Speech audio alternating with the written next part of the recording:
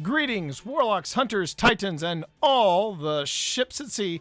It's time once again for Happy Hour from the Tower, and I am your host, T. Morris. And over to my upper left, I'm Nick Kelly. and over to my upper right, I'm Brandon Kelly. granted, it looks all different from their perspective, but that's okay. We're going with the stream, guys. We're going with the stream. How are you guys? How you guys doing?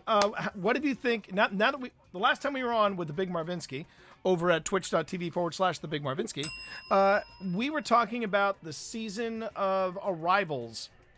Got it right that time, Brandon. And You did. I've been practicing. Yeah. And I just wanted to start off with Brandon. What do you think of the season so far? What are your thoughts on it? I don't hate it. I mean, it's definitely way better than Worthy. The Contact Pub event, you're digging it? It's definitely more enjoyable than the Seraph Towers. I would it's agree. not a hard bar to cross, that's for sure. But And how about the storytelling so far? storytelling so far is really good. I like where they're headed with the interference missions and all the Eris lore. I'm excited to see what happens when Titan actually gets the contact event. How about you, Nick? What are your thoughts on the season of Arrival so far? Well, I hadn't even thought about that last point. We have been prepping for this show. I know. I kind of blindsided you a bit, but I mean, I wanted to at least talk a little bit about Destiny before we got into some of the nuts and bolts of what we're going to be talking about today. So Wish yeah, it was all we had to talk about, but Wouldn't obviously it be we great don't. if that was all Yeah. we had to talk about. But unfortunately, I don't think that's going to happen. I like So- this season. I think we talked about it some. I love the trash can. I think it's hilarious. The public event's amazing. I was doing it the other night just to do it. Like I would never have said that about a Seraph Tower. There was that. So it's been very enjoyable. It's always great to more heavily involve the Drifter because the character's just such a. It's not like I don't know if he's sorry. He's just kind of I don't know. Misunderstood.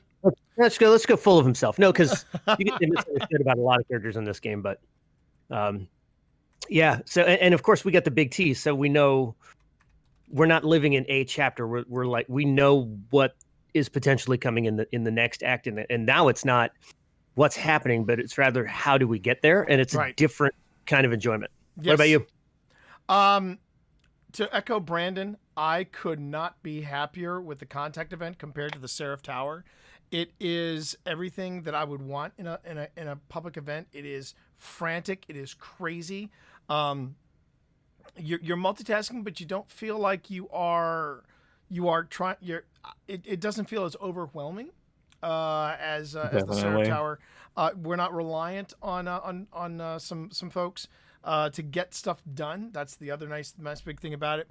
Yep. But I also got to give a massive shout out to our mod in chat, the aforementioned Big Marvinsky, who yesterday he and my daughter Sunny, they took me through my very first prophecy, and that was Damn it. sorry, buddy. I will tell you. I will tell you this though. I will tell you this, Brandon. You are going to love it. I know. Hey, look, reach out to Sunny. She will gladly take you. If she's going to haul her old man through, she'll take you through with honors. Now I will say this. I was going in between 1048 and 1050 and I was squishy AF. I mean, it was hard. Great. And so, I'm at 1034 right now, so yeah. Now, granted, I will say with your skill level, you might still be able to make 1050 work. But I'm going to tell you straight up, man. It was trippy. It was trippy, super trippy. Second, I loved it. I want to do it again. Third, I got the leggings. I got the leggings of the new armor, and I'm like, okay, I'm underway. I'm ready to do this now. Every week, I'm going to be in there doing it. I'm going to be like Marv, Sonny, let's go. But no, visually, it is stunning. Now, how would I compare it to the other two dungeons? I'm not ready to make that call yet.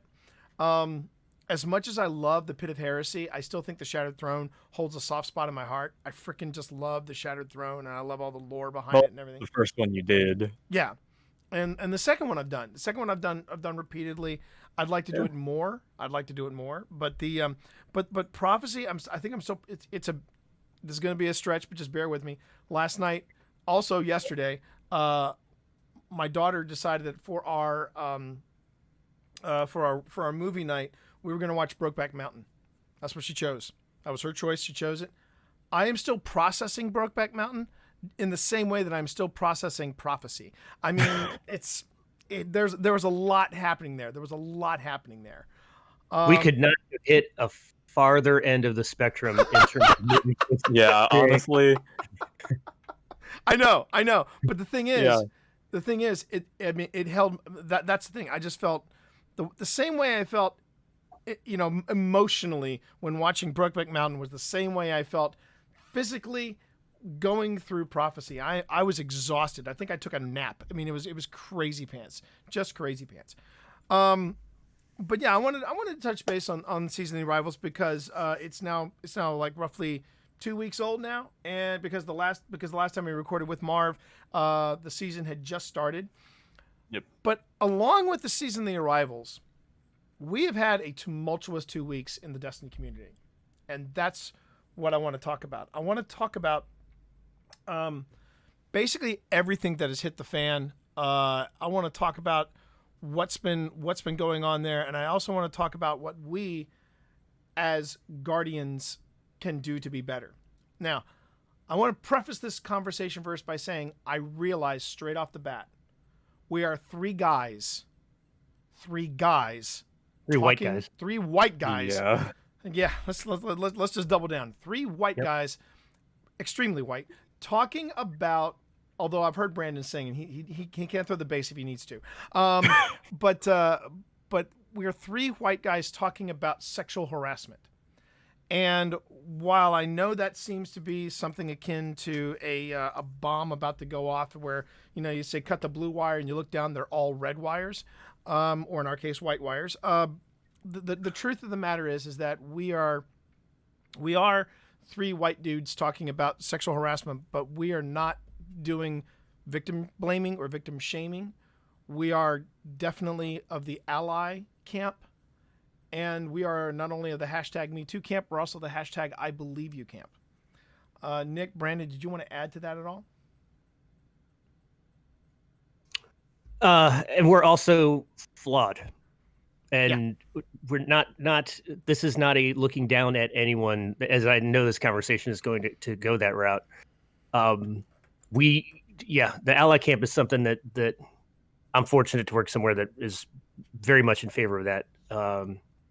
And we do what we can. Brandon and I, we had this conversation before where Brandon's generation is they're at the point where it's gender fluidity. They can say, I don't identify as male. I don't identify as female. Maybe they're pansexual, whatever it happens to be.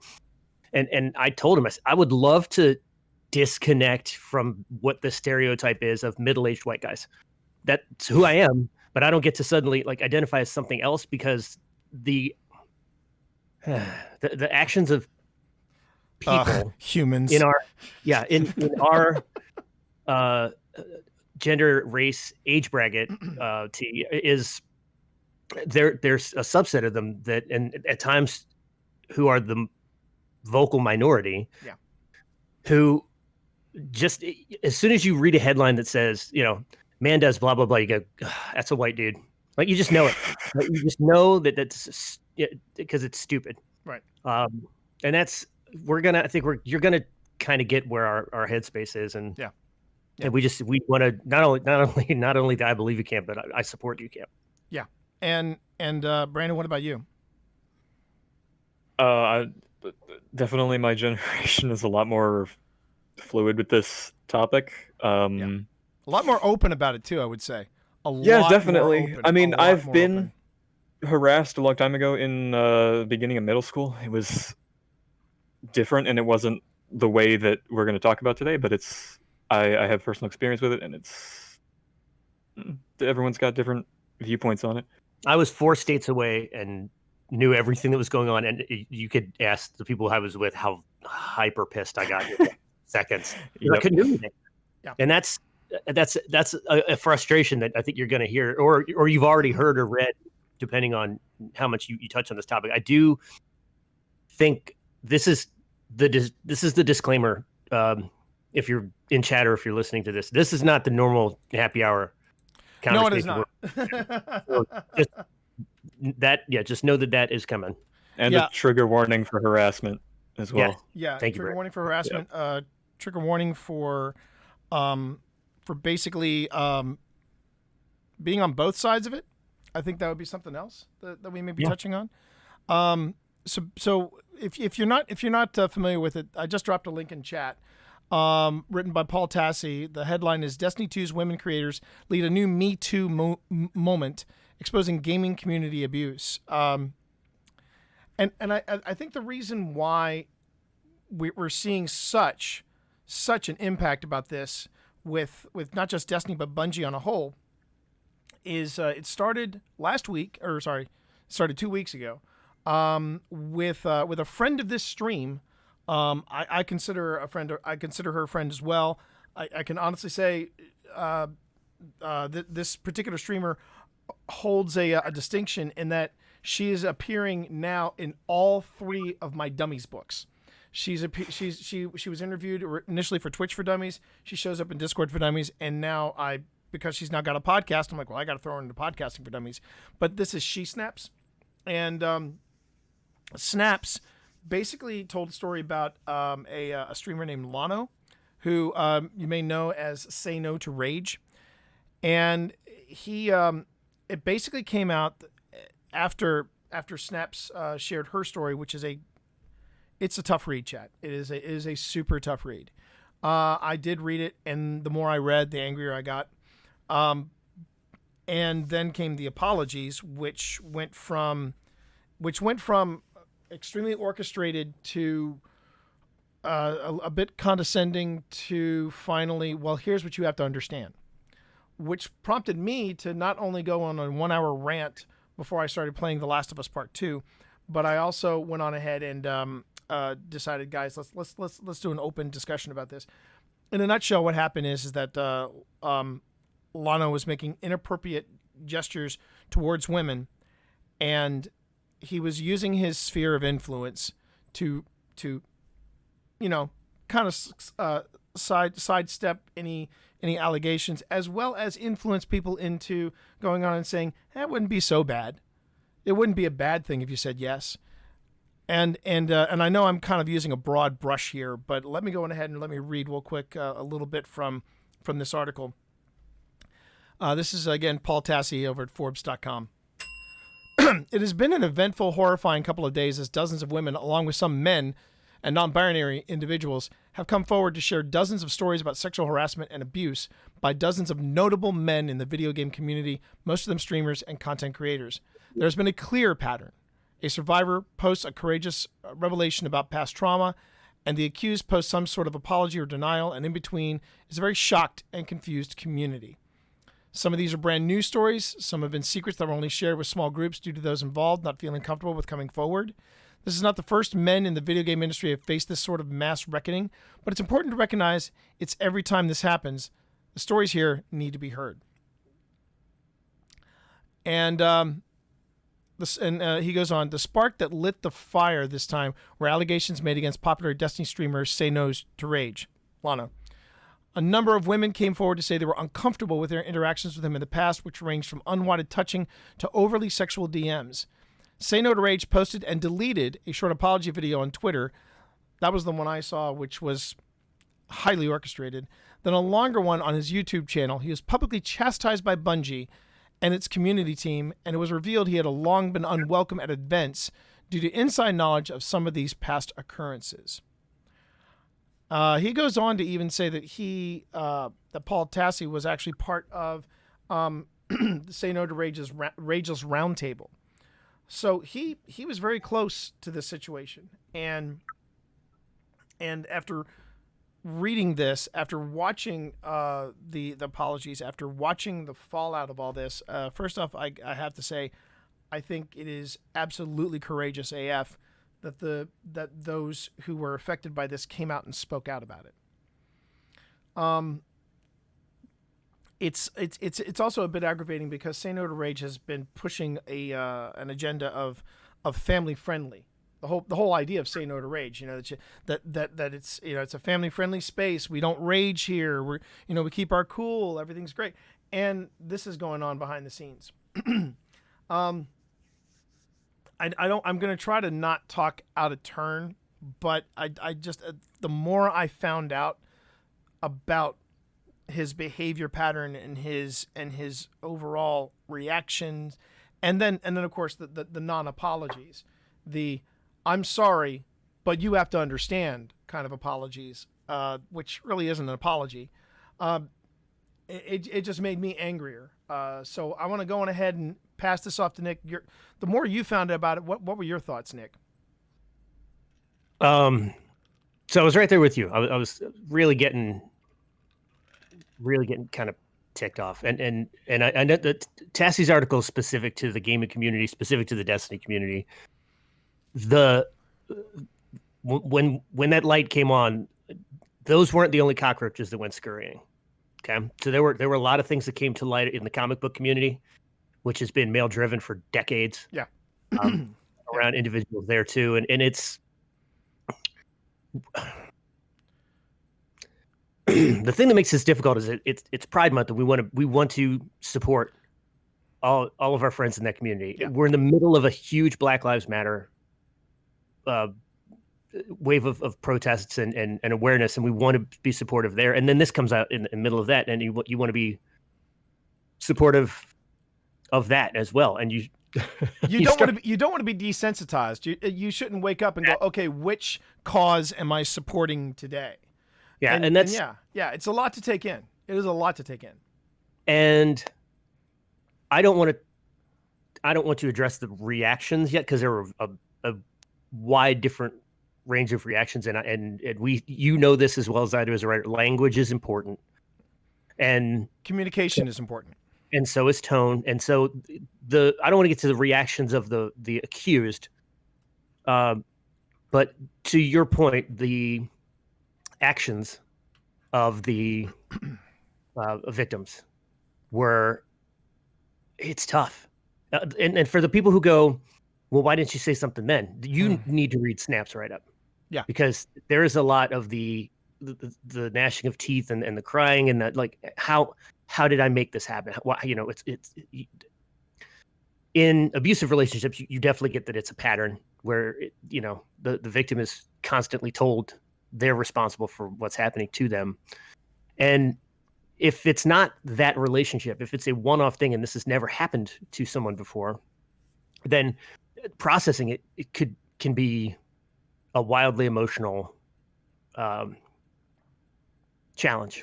And that's what I think you see with the way that some of these women are describing, not what happened to them, but how that made them feel. And that's very critical. There's facts, and then there's emotional intelligence, and that's the heart-wrenching part of reading all of these. So Brandon, I know you have been out of the circle with COVID-19, with social distancing, but you're still staying in touch with your friends. How is your corner of your generation processing all this? I mean, it's not a natural thing that's brought up with us with using like fame and stuff to get things out of people or to harass people or anything. It's definitely a serious problem, especially in high school, as some people, especially at a performing arts school, can get the idea that they're high and mighty and better than everyone and use that as leverage. But I mean, even like to the people that are saying, why didn't you just speak out? A lot of people don't process that something has happened until years later. Mm-hmm. And that's a major thing that people overlook in a lot of the times, being something happened to someone along those lines, and then they don't understand it as a problem, or they don't see how they were not the one at fault for a long time. I think that's important. It's funny that both of you bring up something that has been my trigger in this whole thing. Brandon, you talk about the notoriety of high school, which is your microcosm right now. I mean, it is, and I remember that I wasn't that guy. I was not that popular dude in high school. but the thing was that when I started doing things like theater, once upon a time, Chad, for those of you who don't know, I used to be a professional actor.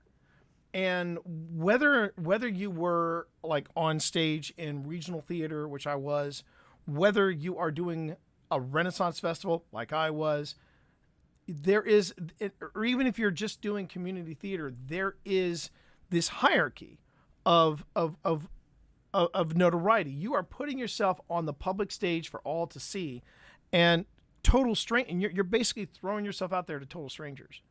And it, with that notoriety comes a lot of responsibility.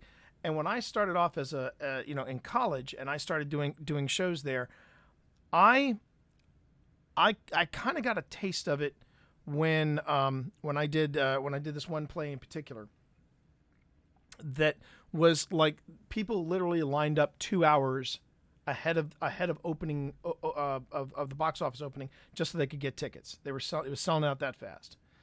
And I dealt with a mild stalking problem. It was a little intimidating. It was a little frightening, and I dealt with it, and I moved on. And looking back on it, I realized that there are women that are dealing with this. Not just that it lasts for maybe a day or two. It lasts for months and even years, which is impossible for me to fathom. But I also understand that there's a level of notoriety that when you put yourself out there, forward facing into the public eye, suddenly you are setting yourself aside from the pack, and with that notoriety, it can be something of a roller coaster. I think you've tasted a little bit of that, Brandon. When your high school did Sweeney Todd, it was a huge hit. It was a huge challenge. I saw it. It was amazing. But the thing is, you suddenly get that boost. Now take that feeling that you had, Brandon, and ramp it up to 100, where you walk into a room and people turn around and they say, "Oh my God, you're T. Morris," because that was where I was in 2006, 2007. This was when podcasting was just starting to emerge, and the thing is, and I'd already gone through my Ren Fair time. I'd already gone through my improv comedy time. And what I was seeing at this point, were people who were getting famous, but they never planned to be famous. And and what happens in a situation like that is that people who don't plan on getting famous, or people who don't expect to get famous, I can tell you right now, Lano was not the kind of guy that you would look at and go, that guy's going to be huge on the internet. And he is going to have massive sponsorships, and he's going to have a following, and he's going to have legions of fans. I guarantee you, he was not that guy in high school. He probably wasn't that guy in college, but he loved video games. And then suddenly he found a platform where he could share his video game experience with people. Next thing you know, he's got a following. And what happens is that that notoriety, being surrounded by people who go, "You are awesome," suddenly you stop holding yourself accountable because you begin to buy into your own hype. And that is a very slippery slope to be on. And then both of you mentioned this thing about why didn't people come forward? Why didn't people come forward? Yeah, there was another streamer, and we're not going to say his name in chat, and we're not going to say his name on this podcast, but I will say it sounds like Reams Hard. And this guy Reams Hard basically said, why didn't any of these women come out and say it's their responsibility? And my response to that is, well, last time I checked, it is our responsibility as men not to force ourselves on women and take advantage of our status, whether it is in corporate America, whether it is in streaming, whether it's in any kind of content creation. Last time I checked, my responsibility as a male, as an individual, is if somebody says no, I honor that. But it's that rock star mentality of being able to walk into a room and expect anything. It is really intoxicating. You got something to say, Nick? I do. I have a couple things. Go If you want evidence that the dynamic is completely wrong, just know that RAIN, the organization RAIN.org, there's an online national street harassment hotline. Like that's just how common harassment is, right? And I think about this when it's a typical day, and I can get up, wash my face, throw on some deodorant, put on a ball cap, and everybody thinks I'm completely presentable for the rest of the day. Where Mama has to take 30 minutes for foundation and blush and every other crazy thing you can have, because you as a woman, there's a higher tier that you're supposed to be visually pleasing to the male half of the population. I think it's a weird thing. I want to touch on what you talked about, but before we do that, I think periodically through this podcast, we need to bring up our friends at guardiansmh.org. That's Guardians Mental Health. They are a ton of resources. Their Discord server is a safe space if you need to vent, to talk, to get support. They're just a great group and very, very dedicated to mental health. And I think that is a component of this conversation. Yeah. To your point, stumbling into notoriety is one thing. Craving it for all the wrong reasons is my background. We were in bands at the pinnacle of metal, and we played all these bars, and we played with all those bands that were coming off of arena tours and everything, and now we're playing smaller venues.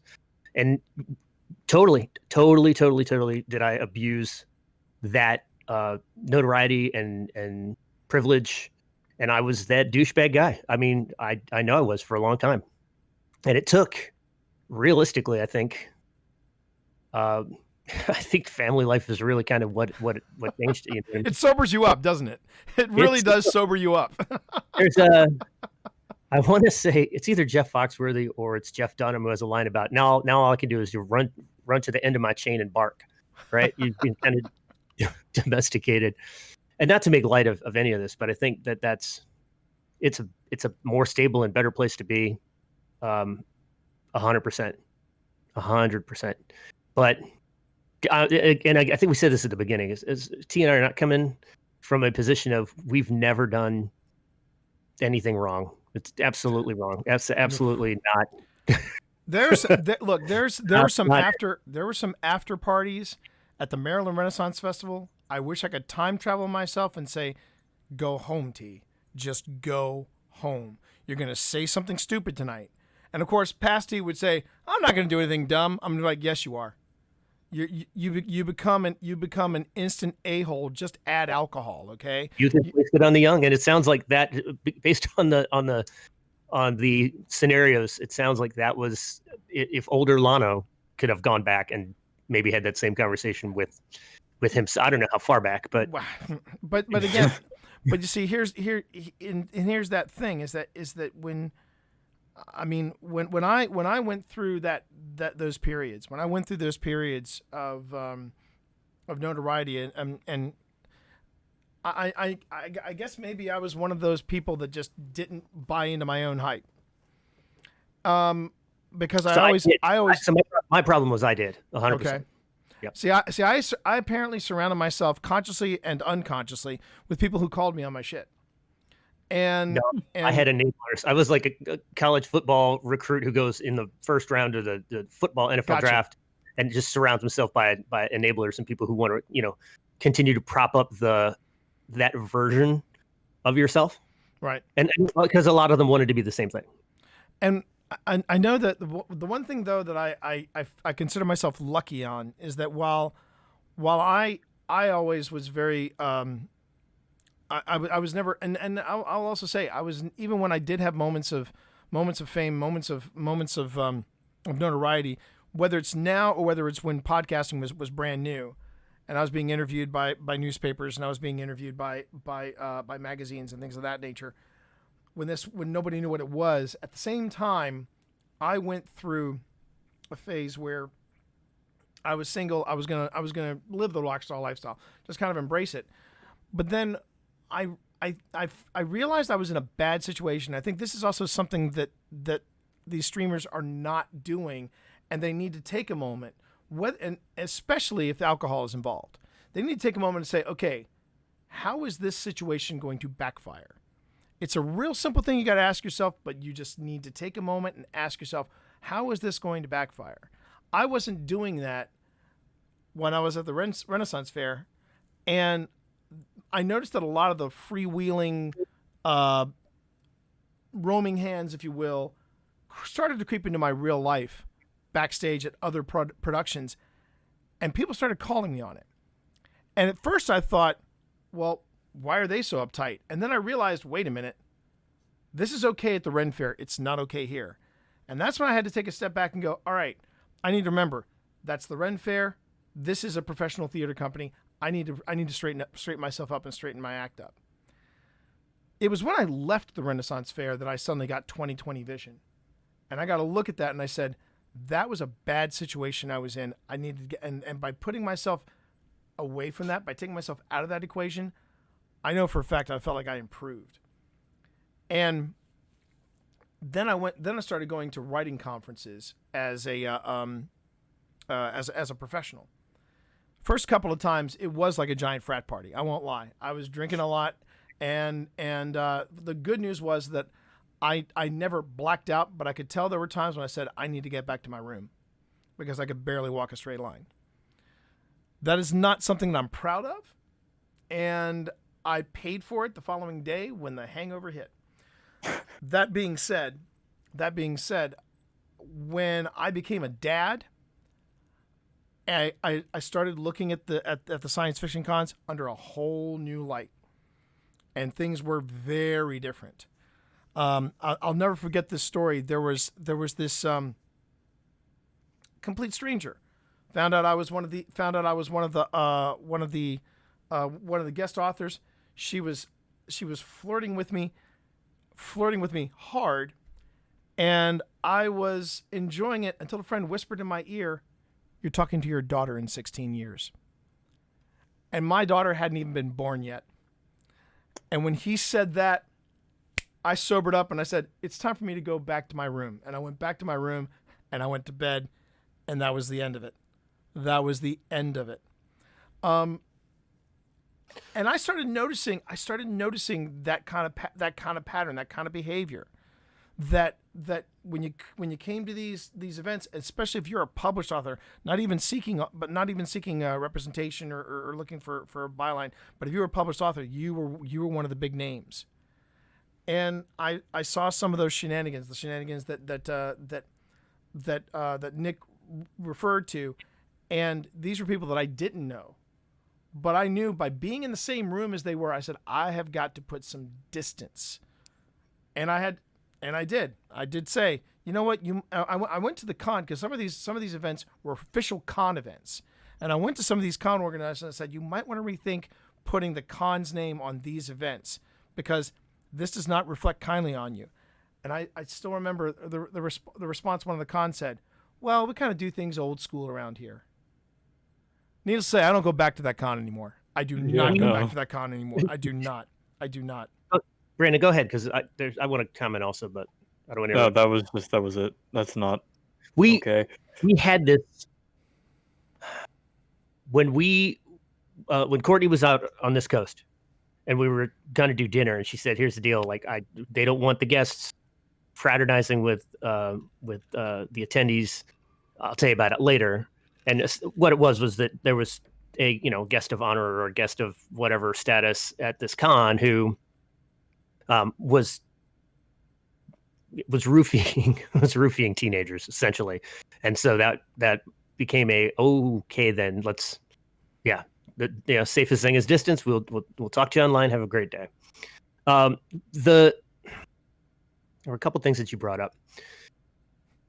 It goes back to perspective, right? And I talked about emotional intelligence, but the perspective, all of a sudden, having a child, having a son, having a daughter will change how you look at things. I didn't think I was going to get like super, F this feelings about any Star Wars movie. But when in episode 3 when he goes and kills all the kids in the Jedi Academy. Brandon was probably, a couple years old at that time. And I was like, oh my God, like, why does that bother me? And then all of a sudden, everything in horror movies that happen to children bothered me. Right. And and the same thing when you're talking about how do you have that lesson where it's like, oh man, what I'm doing right now is wrong. How do you have that I am really effing up lesson? And how do you learn? And this is what I think the challenge is. And thank you, Memory, for bringing this up. Is how do I teach that to somebody that doesn't get the emotional response of, oh my God, I just did something wrong, and it's going to stay with them. The shame's going to stay with them because emotions are one of the most powerful triggers in terms of how we learn and how we shape ourselves, and how we the phrase we love, check your ego at the door, and don't buy into your own. God, I want to curse so much on this podcast right now. Don't buy into your own hype. I will say, I will give you this much, Nick. I will say later in this podcast, own your shit, which is something we're going to get to in a second. But so I'll give you that one. So we can push it to PG. Yeah. All right. So when we get to that, there's 2 points that I know I want to make, but I'll defer. So then since I brought it up, this is one of the things that I, again, this is where I was feeling a little, so phased out. Just said in here, don't be a creep, don't gatekeep, and nobody owes you anything. And within bounds of legality, just don't be a dick. I mean, that it seems like a simple thing for people to do, but for whatever reason, as the past 2 weeks have shown, this is not there's a pattern to this. And when people try to do when people try to pull it was her responsibility, she should have spoken up. That's yeah. First off, I'm just going to say this about Reamhard. The thing about Reamhard, that was the hill he wanted to die on, which was it was their responsibility to speak up. I'm not going to wish any ill will on Reamhard. In fact, here's what I wish on him. I hope he finds a beautiful girl, marries her, and they have 3 gorgeous daughters. Because the minute he has 3 gorgeous daughters, that is going to change things dramatically for it's their responsibility. But I think another responsibility when we F up is that because you know what? I mean, kudos to Brandon. He's sitting right here. I don't mind saying it, Nick. You're raising a good man there. But Brandon, he makes it pretty easy. But Brandon, you are going to make a mistake. It may not be this, but you're going to make a mistake. But whatever mistake you make, own it. Own it. And what I mean by owning it is don't play this game that I've seen in a lot of apologies, whether it was from Lano or some other streamer. Where they push the blame. If you did something wrong, just apologize. Don't try and give an excuse. Yeah, just say you're sorry. Yeah, don't say I'm sorry, but you have to understand I'm broken. But you have to understand is such a freaking cop out. This is about accountability, and I don't mind it. I'm the first one to say if I F up, chat, if I disappoint you, if I screw the pooch, then you know what? I'm going to own it. I'm going to say, yeah. And I'm not going to say, well, it's because, the stress of COVID-19 and being cooped up, that's getting to me. Because the job hunt is still not going anywhere. Because I've been having disappointing interviews. No, if I'm a dick, I'm going to be like, you know what? That was the wrong thing for me to do. I am sorry. That's part one. The second part is, you make sure, come hell or high water, that it never happens again. You find the situation you're in and you go, all right, this is the same parameters that got me in trouble last time. I need to pull the ejection handle, get out of here, and put some distance between me and the bad situation. I also think, too, that we as a community should be a little smarter. We need to recognize bad situations. You had something you wanted to add to that, Brandon? No, that's just as a community, there's been stupid things that happen, and people make mistakes that are super easy to avoid. And I do think that there's a chance that the way people are raised is completely part of that, because I would agree. not everyone's the same. No one comes from the same exact setup or life or anything. But it's like, if you were raised to think that this is an extreme, if you're raised to think that men are just better than women, then you're gonna have that output because it's the only thing you've known from a growth standpoint, and then you have to teach yourself on your own to completely object the morals that you're taught. And I think that comes from a big part of why a lot of people either catcall or do the extreme to that, obviously, like harass and actually do that stuff. They've probably been taught in some way that it's okay, and can off-put it because, oh, it's not the way I was raised. This is my moral standpoint on it, and I don't feel like because he is a good kid. It's the way I've lived. Right. You're not supposed to learn nature nurture until college, but you've got you're ahead of it. I mean, I'll give you a quick story about men behaving badly, and I kid you not, what the official word was when we actually addressed it. Granted, this did not affect me, but I mean, I was there when it happened. So basically, it was the first time JMU, that's my alma mater, James Madison University, and I was in the marching band there, and this also an indicator of how prevalent this problem is. This is 1989, and we're at the Naval Academy. We're at the United States Naval Academy, and we had just done our pre-show, and we're getting up into the bleachers to just get set up in the bleachers. And then as we're getting set up in the bleachers, we heard we heard people in the top row scream at us. The trombones and the brass who were all down here, turn around. We turn around, and the entire freshman class of the United States Naval Academy is charging at us. They are running across the it gets better. They're running across the football field. They're trying to grab pieces of our uniforms. They're trying to grab instruments. They're trying to grab females, and they did. And I know that apparently one of our tuba players used his tuba as a battering ram against 3 of them, and he said, I took out at least 1 tooth. But that wasn't the worst of it. Our director and the 2 field commanders went they were in the box watching this happening, and they turned to the rear admiral that was in the box with them, and they said, what the hell is this? The quote from the then dean of the United States Naval Academy said, boys will be boys. That was the entire argument. It was done. Now, you think that's bad. A month later, they got a hold of a cheerleader from the visiting team, and they passed her up the ranks and back down again.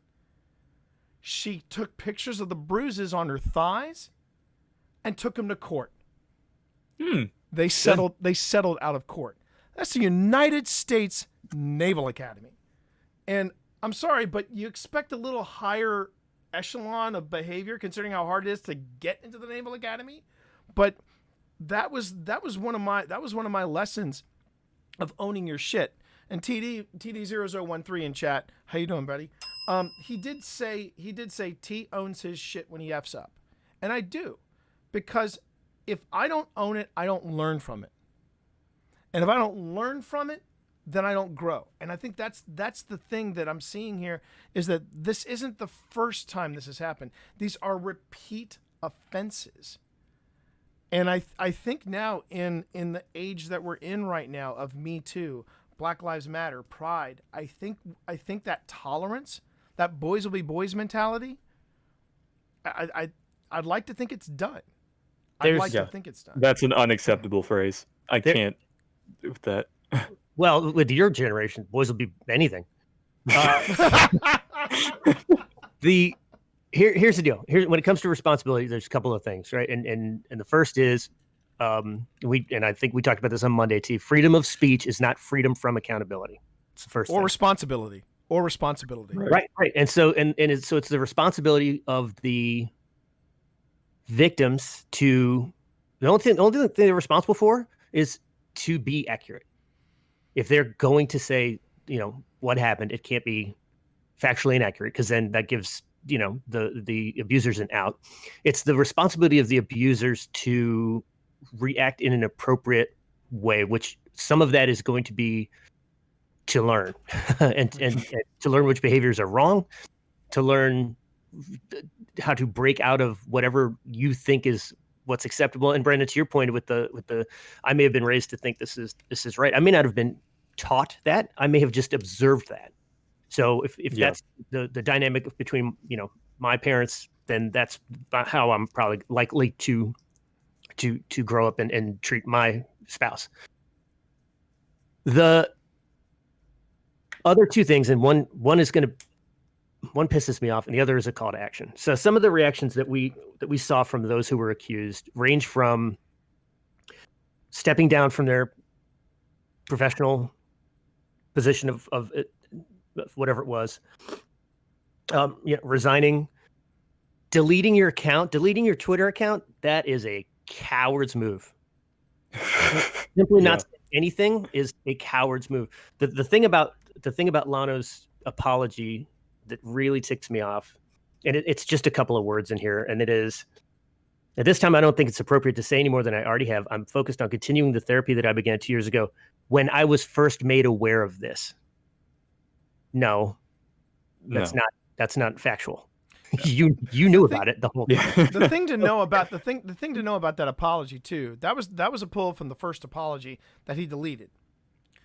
Here's the other thing about responsibility.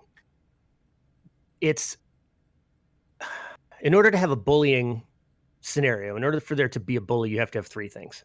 You have to have a bully, you have to have somebody getting bullied, and you have to have an audience.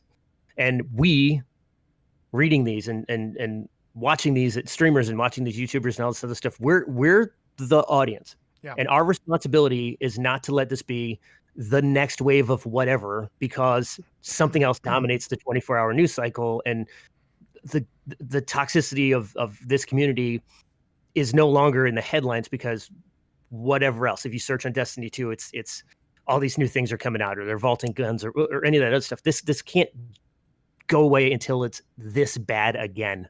And that's what we're seeing with a lot of the social injustice that we're now seeing get addressed, I think, on a much broader scale. And we have to do the same thing here. I mean, and you said it point blank. This guy Reamshard, he is toxic AF. This Reamshard guy, and again, that's somebody that I don't want to mention in chat, but that's what his name sounds like. Reamshard, basically, he makes a career doing this, but we make him. We enable him. We are the audience. Even if we don't watch, we are the audience. And we make these people who they are. I mean, and it's both repugnant and it's repulsive what they're saying.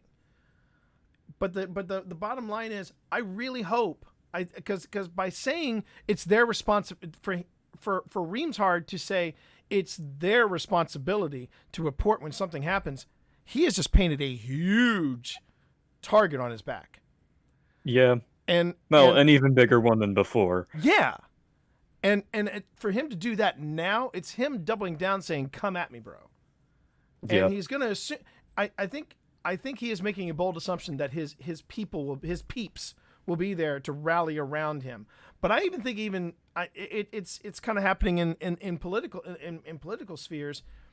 The biggest of all the bullies, who is currently sitting in the Oval Office, even he's starting to lose support because people are tired of it. You can only be mean and you can only be toxic so long that you grow insensitive of it. And later, eventually people go, why don't you just own your shit? You effed up. Be better. Be better. And the thing is that it's hard to be better. It is hard to take that route. I still remember at this one podcasting event, it was getting it was getting nuts. I mean, super nuts. And it was rock star treatment. People were handing me beers. People were handing me cigars. It was, I look at pictures of me with people I don't even remember. And I'm like, okay, yeah, she's pretty, but let me make sure. I can see my hand. It's in a good place. Great. And I have no recollection of that evening. And I remember at one time it was day 2 of that event, and I could see myself going down that slope again.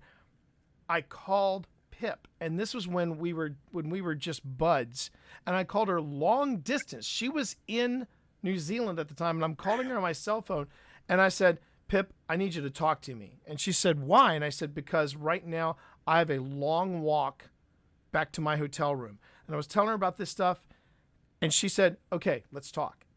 And she talked to me the whole way. I mean, my cell phone bill that month was astronomical, probably the highest it had ever been in my life. But it was worth it, because I remember that night Pip navigated me back to my room, and she was like, and I still remember the way she ended the conversation. You back to your room, mate? I said, yep. And she went, good. Have a good night. And the thing is that being enabled, and as FaZe were saying in chat, when you're enabled with that kind of power, that kind of influence, yeah, it's a real heady drug. But you've got to take the higher road, and you've got to say, and since we're talking about streamers, I do want to talk about a positive streamer who gets it. And I've said it before, and I will say it again. Ben Lupo, Dr. Lupo, is one of the most down-to-earth people that I've ever met in these circles. And in the interview that I had with him for Twitch for Dummies, I asked him, what's the one thing you would tell other people who are getting into streaming? What would you tell them? And he just, and we're talking, he took maybe a second to think about it, and he was like, don't take this stuff too seriously. Mm. I mean, when someone at his level says, I got here because I got lucky. He didn't say, oh, it's because of my mad gaming skills. Oh, it's because I did this. Oh, it's because... He's like, I got lucky. I threw a grenade. It happened to kill Ninja. He reached out to me. Next thing I know, I'm doing doubles with Ninja. And, I mean, he just said, this could all end tomorrow. I know that. But you know what? You just got to make sure you don't believe your own hype. And this is coming from Lupo, who, yeah. I'm sorry, he's bigger than Lano.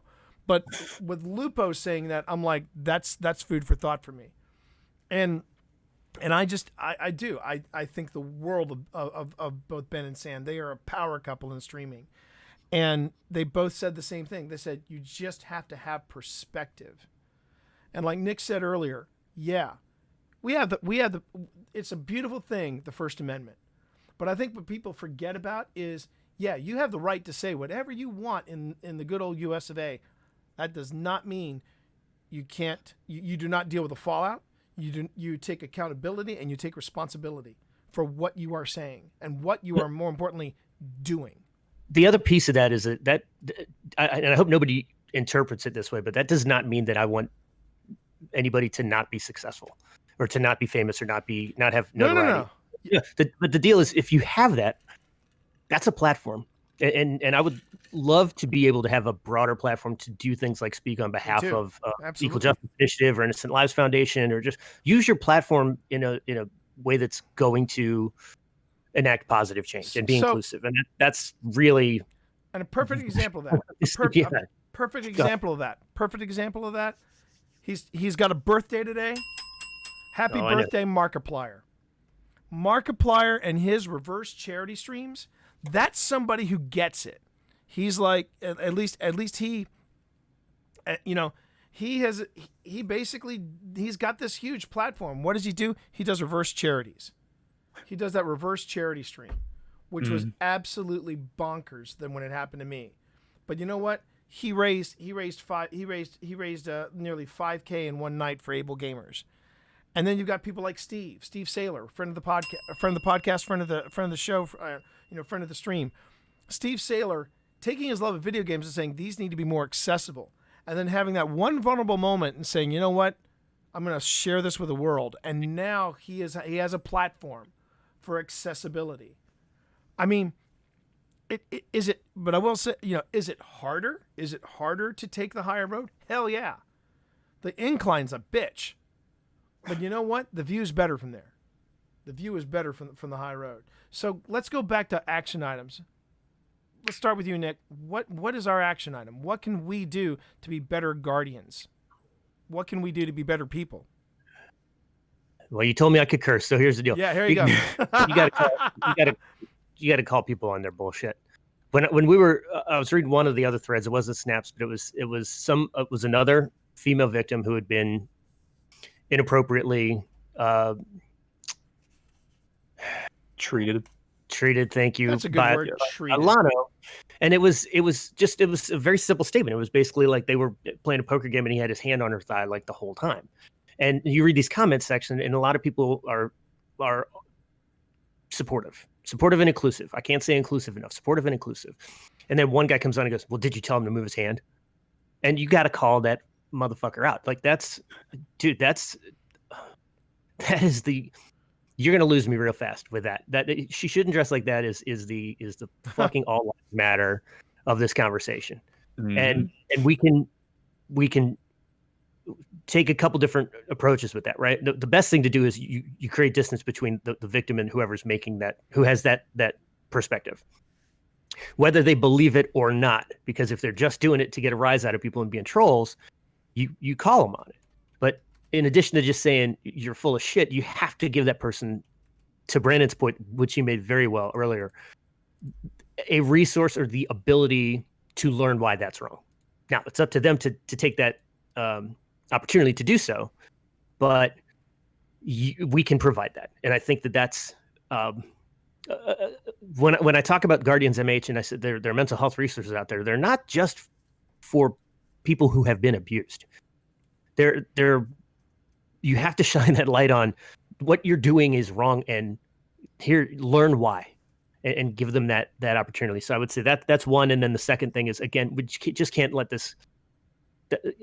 You called it a spark earlier, right? You just can't let that flame go out and have it disappear until, again, the next time somebody newsworthy is called out for this type of behavior. It has to. We have to keep that flame going. We have to keep the light on it and make sure that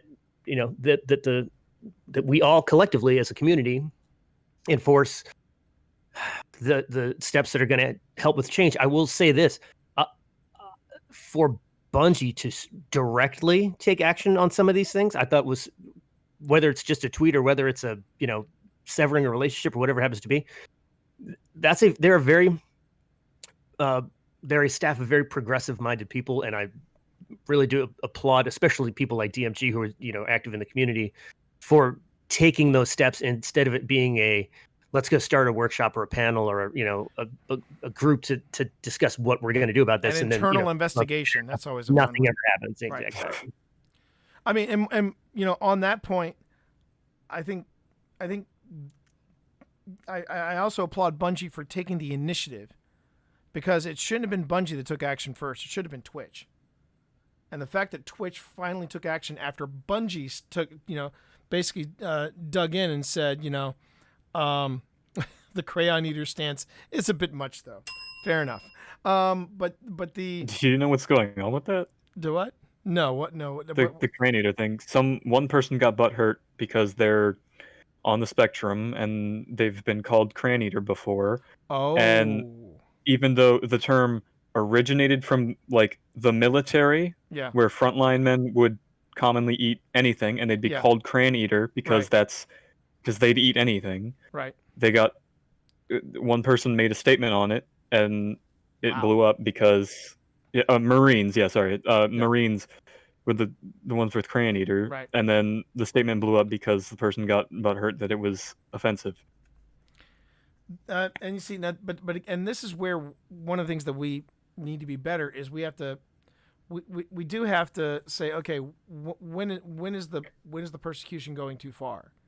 Mm-hmm. And you know what? If it's a simple apology, so long as you mean it, that's what I think is essential. Is that it's that lack of accountability. It really is. personally, I didn't even know the crayon eater story until you just told it to me, Brandon. I am this many seconds old because I always thought crayon eaters was just something from, kindergarten days and Titans. That's all I knew about it. So there you have it. But so Brandon, what about you? What can we do to be better guardians? I think the main thing is just educate yourself, no matter who you are. Just know the story about crayon eaters. Yeah, exactly. just go out there, ask questions, learn, figure stuff out. If you get called on something and you don't realize why it's wrong, or you know why it's wrong, still, either way, take the time to learn more about it, to educate yourself on it, and any sort of thing in that stance. And especially now, in times like these, with media and everything going on, I think no matter who you are, now is the time to be learning more about the things you do say and the things that you can say and do.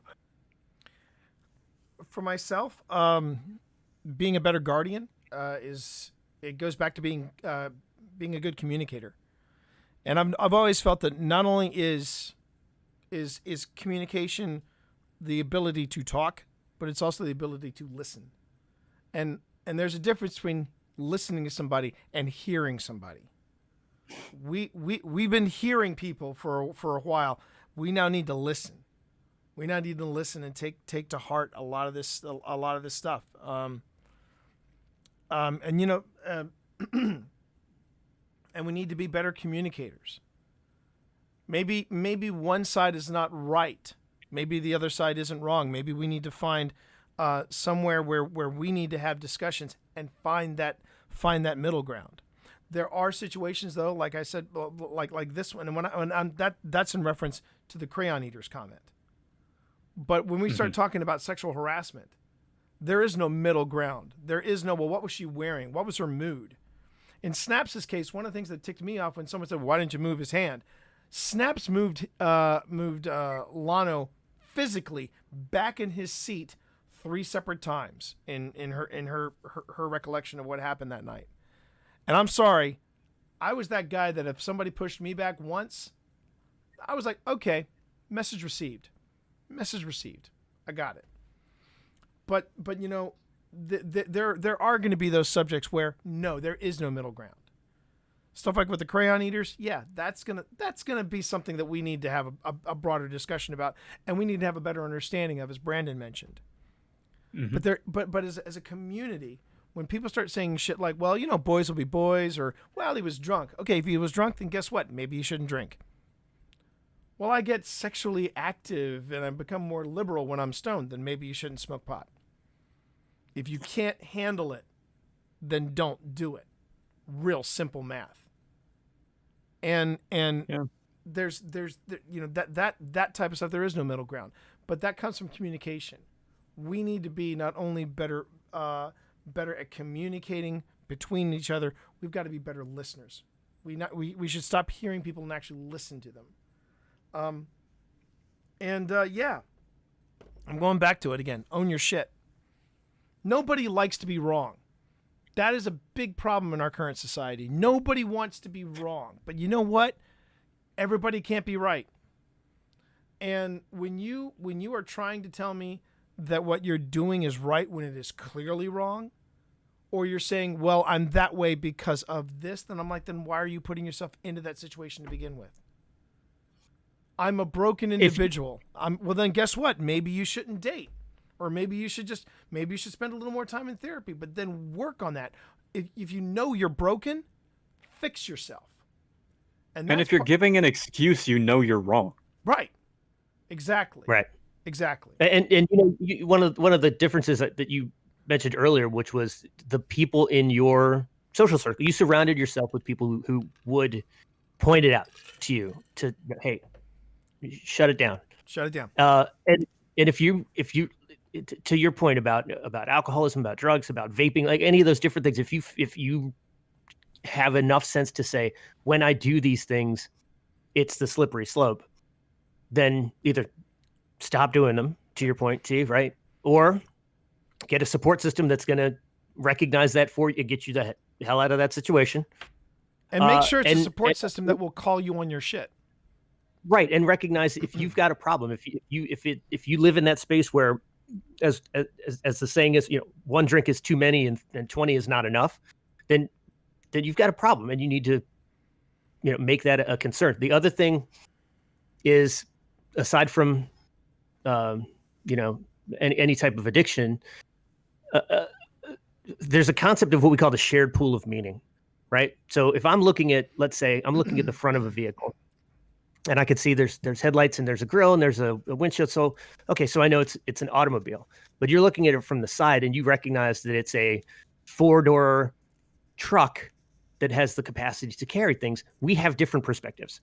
Now we know that thing means different things to different people, and you have to be willing to share your perspective and be willing to listen to those perspectives of other people, because you may find this person was brought up in whose parents were in an abusive relationship, and they don't know that what they're doing is wrong. You may find that this person suffered something themselves at an early age and have never dealt with it. Like, there's just a ton of different things. But as soon as you turn around and you go, someone explains their perspective, and you go, well, yeah, but, and you start making your perspective the only correct perspective, you are not listening.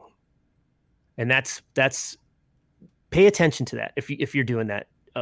Something we try to change. We try to train every day. We try to be a conscious culture, I think, is what I'm trying to say. There's a lot more thoughts than words right now.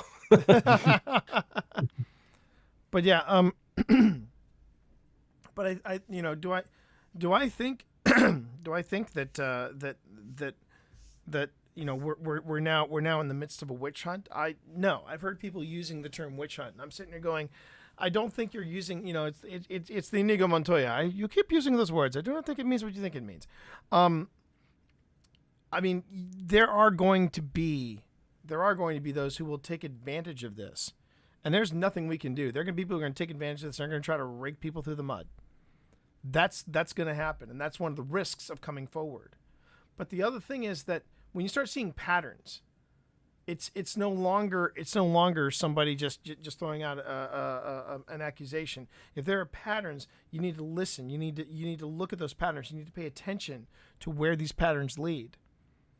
And I do think that we can be better. It's not going to be easy.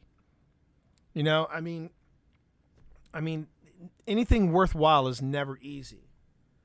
If all I wanted was stuff that was easy, I would have quit Destiny years ago. It's the bottom line, baby. Yeah. I would have quit. No, you'd have done the stuff we talked about with Marv, the pay account. The Forge farms too. Yeah, exactly. Yeah, exactly. I mean, I don't shirk away from a challenge, because to me that's what makes me a better person. It makes me a better guardian, but it also makes me a better person. It makes me want to face stuff that is hard. So no, this is not an easy road ahead of us. And before I broaden it out as guardians, I just want to talk about us as men. As men, we have to be better. We have to up our game. It should not be her responsibility to tell me that I'm out of line. I should take on the responsibility of not being out of line. But if I slip and she says you're out of line, then guess what? I got to own it. And I got to own it and say, I am not going to let that happen again. And back to what Nick said. If the problem is I'm drinking too much, if the problem is I'm smoking the wrong thing, then guess what? Let me get that out of my system. It's and if it's one of those and if you don't think, and let me just throw this out there. If you don't think, you can't reinvent yourself. If you don't think when you are called out on your shit, or when you really make an effort, that if you F up, it's well, if I F up, I'm done. No, that is not true. No. I'm gonna throw this out real quick and see if you know who said this. It's like I have a cold. It's like I have a gun in my mouth, and I like the taste of the cold metal. You can change. Those were the words of Robert Downey Jr. when he was arrested and did jail time for, I believe it was drug possession. And he turned it around. He did. He completely reinvented himself. I think you can come back from things, but you have to make that effort. And it is not easy. It is not easy. So yeah, I do think yes, TD, I do think you can. I think you can be better. But I think a lot of times people go another way because it's easier. So yeah, I think you can be better. You just have to have you got to have a discipline. You got to have a discipline, and that's how I think we can be better. And as guardians, yeah, we also need to look out for each other. We also need to look out for each other. So yeah, I think we can do that. And one of the ways you can do it. Go ahead. It's going to feel like a challenge before you open your mouth and say that thing, or before you physically, put somebody, move an abuser away from a victim, or whatever the action is. But it's going to be worth it. Just know, like, once you do that, you will emotionally recognize that it was the right thing to do. I have a coworker who has transitioned to female, and another coworker who refuses to not use the he, him, his pronouns. And I was on a call, and one of my buddies put his foot down and said, "That's enough of that shit. You mean her." And my immediate thought was, that should have been me. I should have said that first. And it's but you feel it, and you're like, whoa, holy crap! You get so much respect for that person doing that, and you'll have a lot of respect for yourself when you're the one who takes that action. So I think that's good. That's a good place to, we've got our action items. It's just a matter now of making sure that we do this, that we really do work harder, because I know we can. I know we got it. I mean, the first off, chat has been really lively, and thank you all, chat. Thank you so much for being a part of this. I really do appreciate each and every one of you being here and actively taking part of it.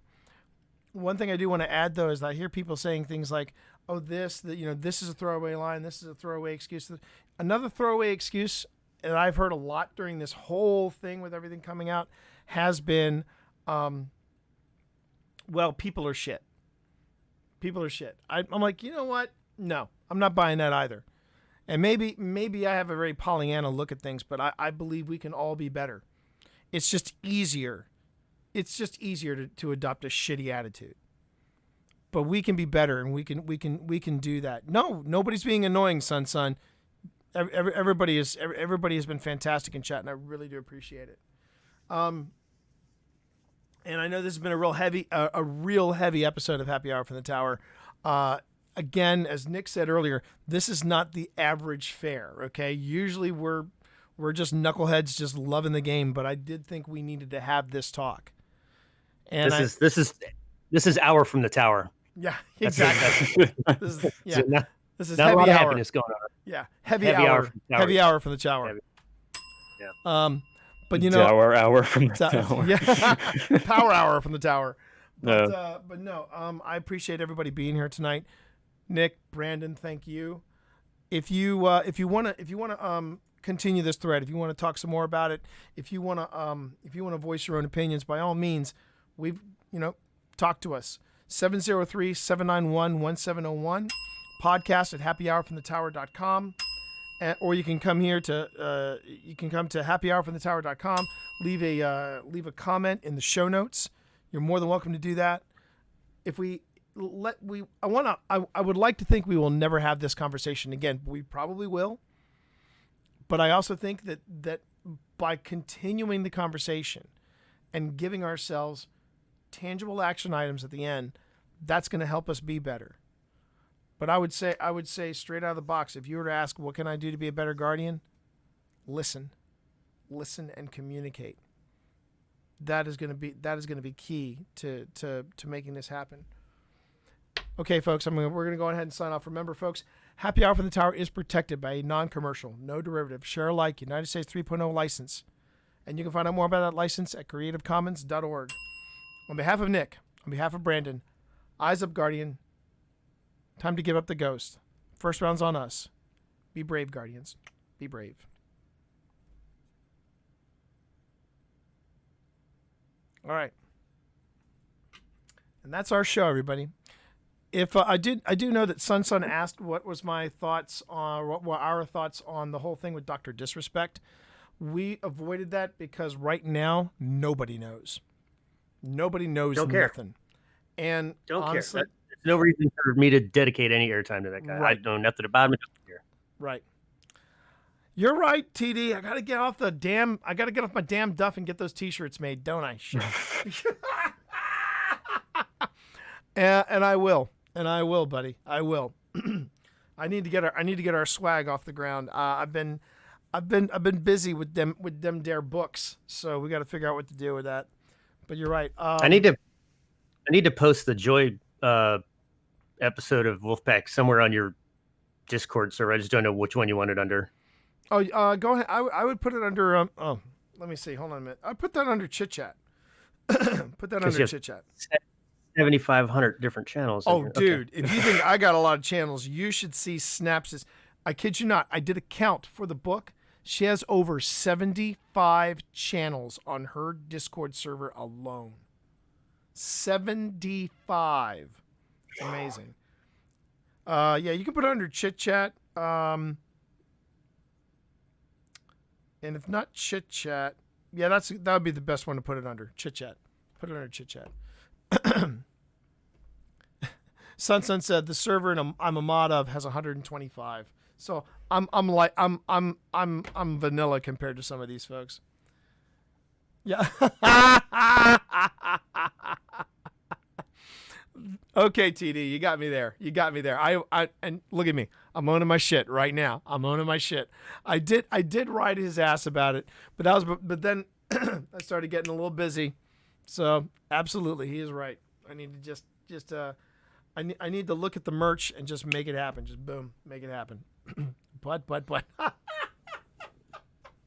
I just assumed that we had changed the logo 14 times since he had done the artwork, and no, we hadn't. No, we hadn't. No, it's just it never. It's on materialized. Me. It's on me. It's on me. It's on me.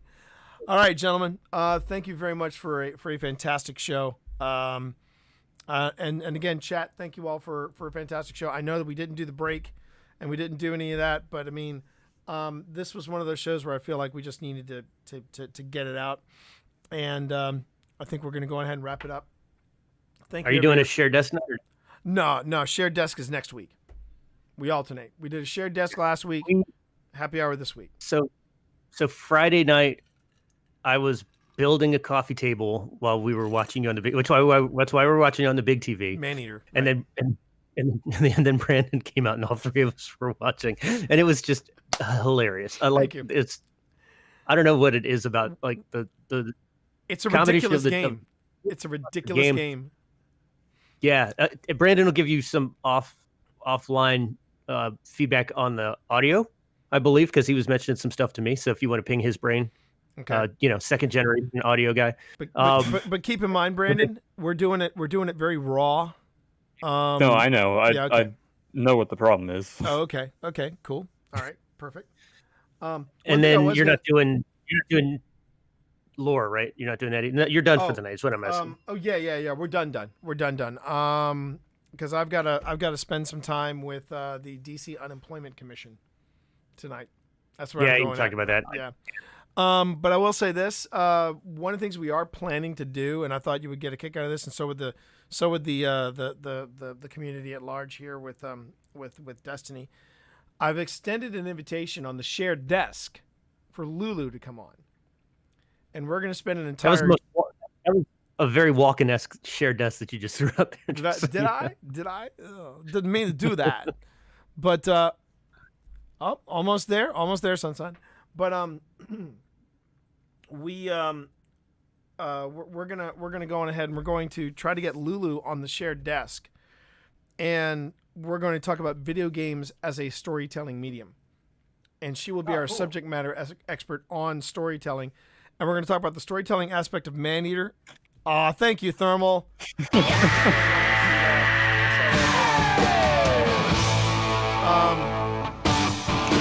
idea is that we will, Lulu and I are going to talk about The Last of Us Part 2, and then we're going to talk about The Witcher 3, and we're going to talk about Destiny and Maneater, because we were talking about that. We were talking about how they do a story mode in Maneater, and it's actually pretty damn clever when you think about it.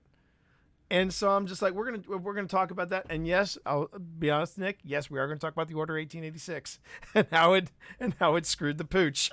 That studio did they get bought to do Oculus research? I think it's what I read last week. I have no idea, but quite honestly, it was.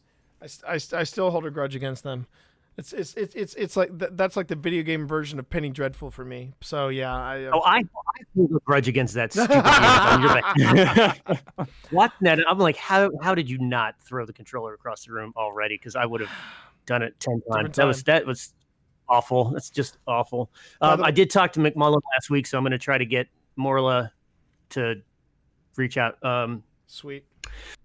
Yeah, because Joy was nothing. Like, go listen to. When you get done your unemployment thing, go listen to Joy, because she's hilarious. Of course she is. Of course she is. Yeah, and it's only like 40 minutes tops. It's totally worth listening to. I threw it in the chit chat channel if anybody's on here and wants to hear from Joy Osmansky, who plays Failsafe. She came on with Brandon and me last week on our sister podcast. And now that everybody's stuck at home, I may reach out to some other folks, especially people who are getting vaulted, to see what they think. Oh, that's funny. Because that's a great idea. Joy's not, and Eris is not. So that's two. And then there's the IRL Guardian who does all the stunt work too. So I still want to get him on. We haven't done an interview in a long time. Not as long as Wolfpack. Jesus Christ, but it's all right. Yeah. Okay. We will never forget the first person to be vaulted. Shiro 4. It's still and too soon. On that note, thanks everybody. Again, I appreciate each and every one of you guys being here. We're gonna wrap things up, and I will see you all Monday night. I'll see you all tomorrow night, 7 p.m. For Predator Hunting Grounds. That should be fun. All right, everybody. Have a good night, everybody. Peace. Bye, chat.